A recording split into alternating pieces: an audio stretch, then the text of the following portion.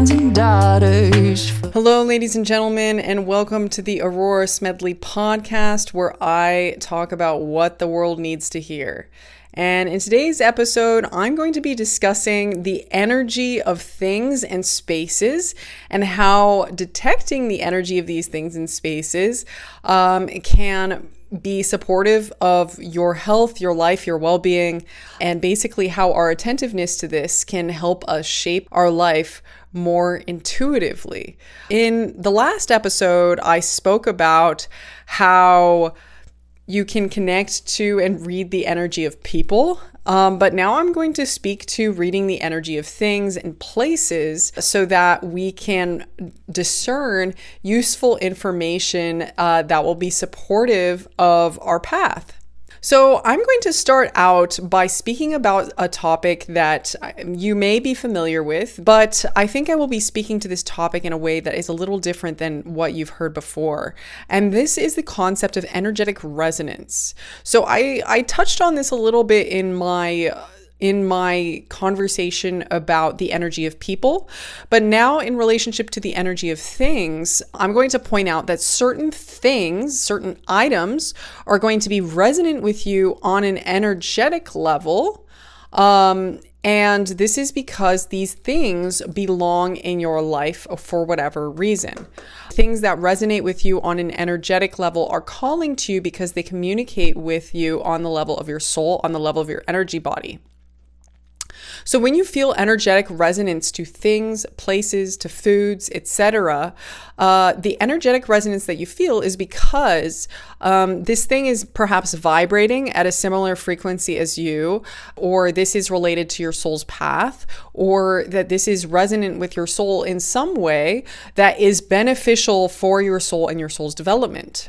So for example, I actually find this to be a very useful exercise to do with clothing.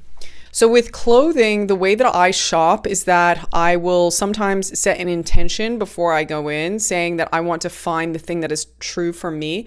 I intend to find the article of clothing that is right for me, that is calling to my soul. And then I set this intention before I walk into the shop.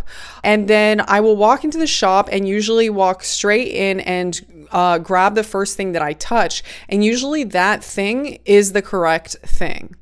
So I have done this, for example, walking into a guitar shop. When I walked into the guitar shop, I went in and the first guitar that I saw, I grabbed it and I started playing it and I loved how it sounded. Then I walked around the entire shop, listened to every single other guitar I could put my hands on, and I still came back to that first one. So within less than a few seconds, I was able to discern the correct guitar for me, even though my rational mind couldn't comprehend that until my rational mind went and tried out all the other guitars in the shop. So similarly, I've been able to set the intention for I'm going to find a certain article of clothing. I walk straight to that section, grab the first article of clothing that I can find, and it turns out that that piece of clothing is an exceptional deal on an exceptional garment that fits me perfectly, which is aligned with what I'm needing in that moment.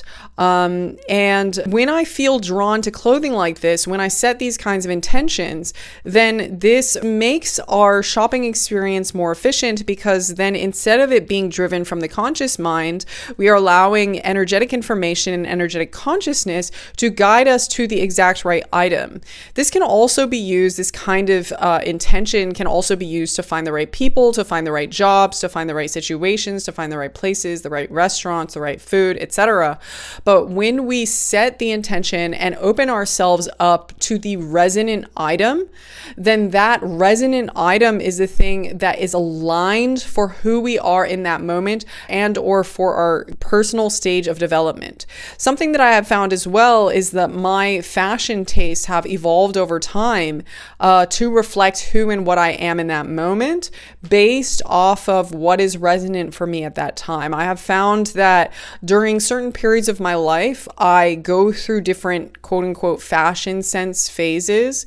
And this fashion sense is is actually a practice that I have in finding my energetic alignment with a certain identity. It's almost as if through finding the clothing, I'm able to get an understanding of what my new identity is, because I find that my previous clothing does not seem to resonate with me anymore.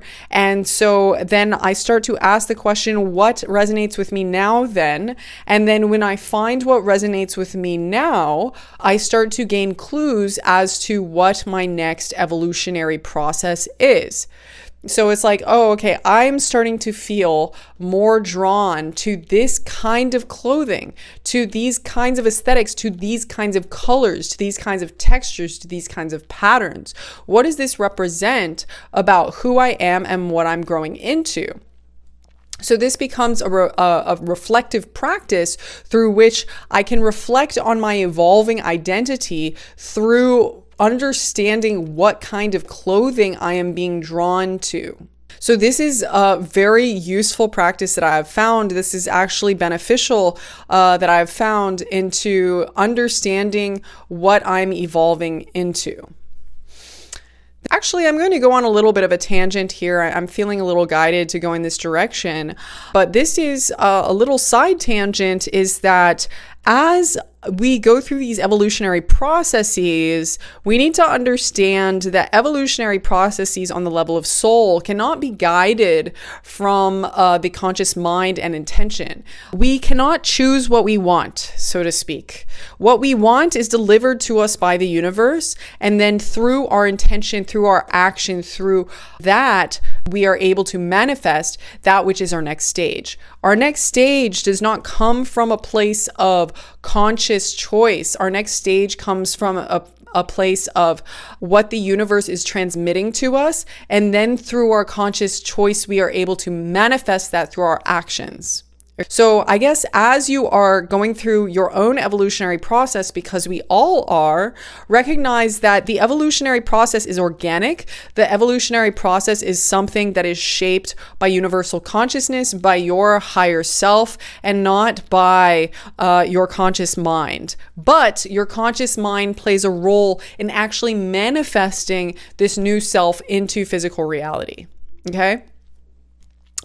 So that was like a little bit of a side tangent, kind of inspired by this conversation of how our relationship with fashion can indicate our current evolutionary process. But I'm going to return back now to this understanding of how our energetic resonance with things and the vibration, the energetic signatures of different items in different places can be beneficial for us as we are going through our life. So for example, something that I have noticed is that when I walk through the grocery store now, I have become able to be attentive to the energetic qualities of the food that is present in the supermarket, especially when walking through, for example, the produce section and the fruits and the vegetables.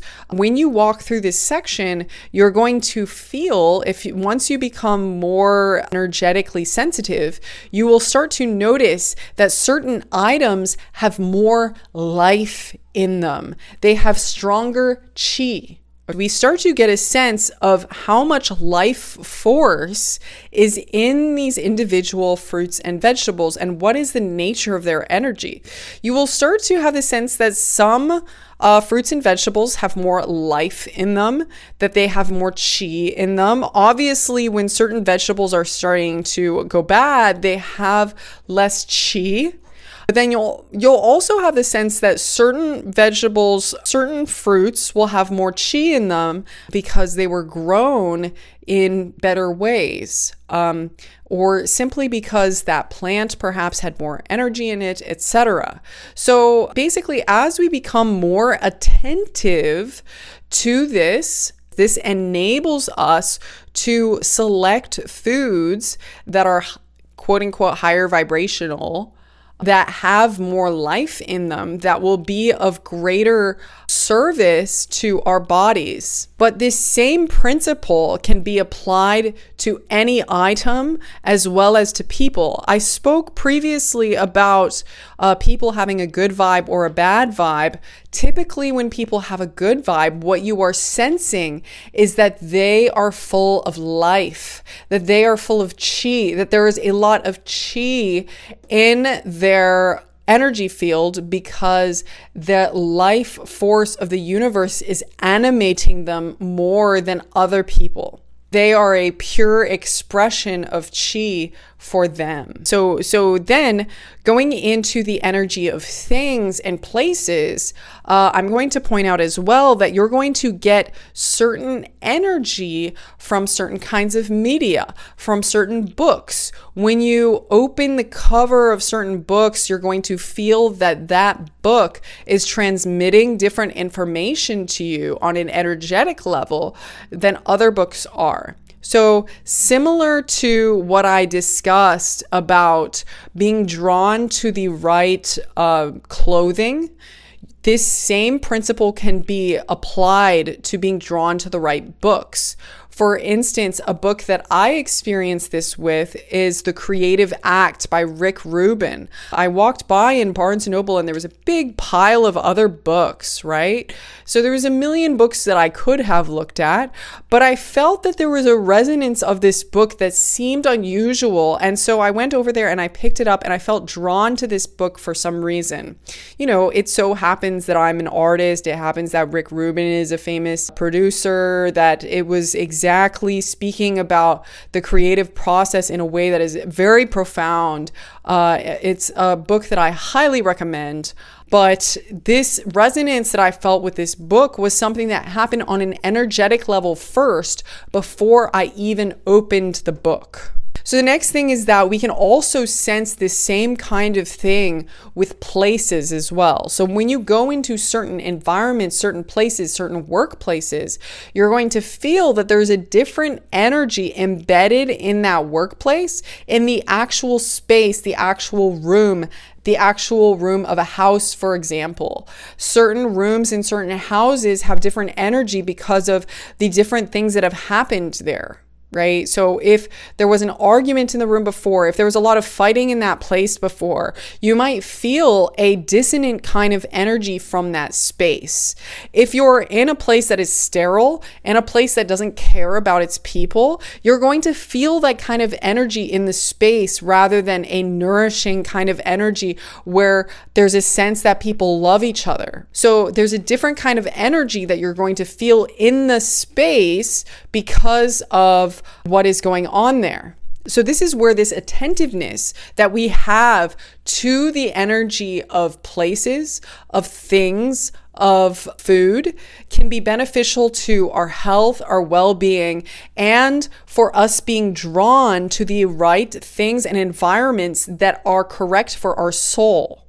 Because the things that are correct for our soul are unique to us and cannot be replicated for any other person. The things that are resonant for us may or may not have anything to do with what somebody else needs, what somebody else is drawn to, what book is going to make an impact on somebody else's life, right? And so for us to know in our hearts what is true for us, what kind of book, what kind of knowledge, what kind of place, what kind of work we need to do, we need to be attentive to the thing that is calling to us, the thing that is resonant with us, the thing that is drawing itself to us, wanting to manifest in our life, because that thing is the right thing for us.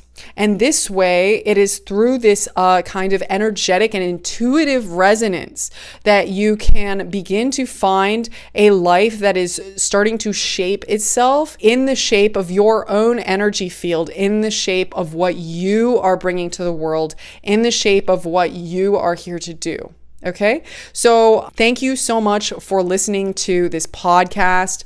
I appreciate your attentiveness and for your questions and comments on the work that I'm doing. I wish you a wonderful rest of your day, and I look forward to seeing you in the next podcast.